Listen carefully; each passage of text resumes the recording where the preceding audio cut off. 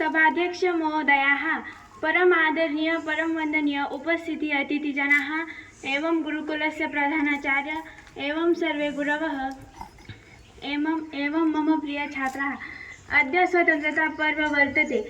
अस्मिन् निमित्ते भवतां समक्षे संस्कृत भाषायां किञ्चित् वदामि। अद्य स्वतन्त्रता पर्व वर्तते। अस्मिन् निमित्ते भवतां समक्षे संस्कृत भाषायां किञ्चित् वदामि। स्वतन्त्रता मानवस्य स्वभावः अस्ति। अल्पवय बालकः अपि कस्यापि नियन्त्रणे वसितुं न इच्छति।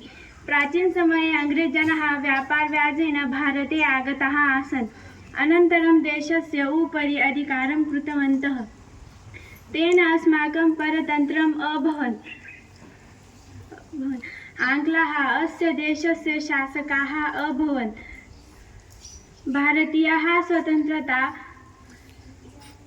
इच्छन्ति स्म। आदौ हिंसात्मक आन्दोलनम् अभवन्, ततः आन्दोलनं सफलं न भवत्।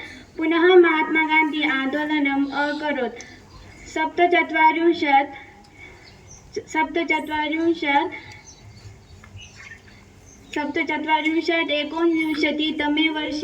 तमस्य वर्षस्य अगस्त मासस्य 15 दिनाङ्के भारतगणराज्यं स्वतन्त्रम् अभवत्। अतः अयं दिवसः स्वतन्त्रता दिवस इति कथ्यते। अस्मिन् दिवसे राष्ट्रपति राष्ट्रं सम्बोधयति। देशभक्ति इमं राष्ट्रियपर्वरूपेण स्मरन्ति। अद्यापि अस्माकं देशे अनेकानि राष्ट्रियपर्वाणि सन्ति, परन्तु इदम् एकम् अत्यन्तं महत्त्वपूर्णं राष्ट्रियपर्व विद्यते। अयं दिवसः इतिहासे सुवर्णाक्षरे अंकितः अस्ति। अयं दिवसः बालाः, वृद्धाः, युवानश्च सर्वे प्रसन्नाः दृश्यन्ते। सर्वत्र भारतमातुः जय जयकार ध्वनिः श्रूयते। अध्यात्मदरिद्रीं गौरवपूर्णां शान्तिवहां श्रीवरदां सुखदां स्वस्य श्यामला फलितां अमला कोटि जनसेवितां मुदिताम्।